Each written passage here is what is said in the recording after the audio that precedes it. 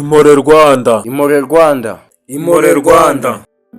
Rwanda rwiza, Rwanda rwacu, warababaye ni mu gihe kandi warababajwe. Ibi birenze n'uwayibara burahayihera, ikiniga kikaba cyose kubera jenoside yakorewe Abatutsi. Umubisha yaje kera zameze nk'umugisha, yerekana none ahisha ahazaza, ahindura amoko ajugunya yawe Rwanda, ariko Impore Rwanda uburaganje. Uwarize kenshi uburagihozwa, amarira aratemba utarabona gitabara, n'uwakagutabaye agutaba mu nama, ndetse agutererana atitangiye itama, ariko Impore Rwanda ubabawe ntidushobora kuguta. Wasenyura ibitaramo by'iwacu Rwanda, urumuri rwawe ruzima bareba, umwijima utaha mu mitima ya benshi, ndetse utishwe yirukanwa mu rwatubyaye, ariko Impore Rwanda uburaganje. Ubundi uru Rwanda rwa mbere ya jenoside yakorewe Abatutsi rwahoze rutuwe rutuje, rutandavura ruterana ruterwe, rwaterwa rukitabara abatabarutse batambirizwa ikamba bahabwa umudende motore bacana uruti. Nyuma haza abiswa abazungu, babanza kurukata baruhindura ruto, kuva ubwo u Rwanda nirwongera kuba rweru. Bidatinze bati by'abasinga abasindi n'abasiga turabinenze, ubu amoko ni umuhutu, umutwa n'umututsi. Impore Rwanda.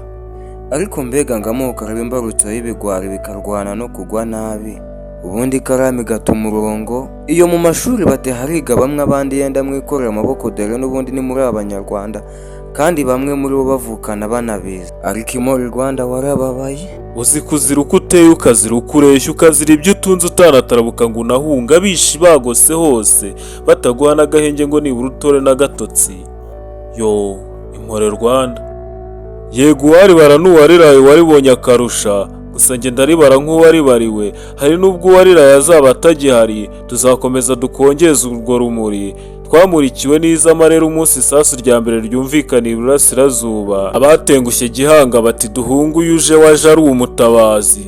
None rero rubyiruko, abakuru ndetse n'abato, bityo twubaka urwatubyaye ruzira amacakubiri, iterambere rituranga aho turi hose. Dusoje tugira tuti Impore Rwanda.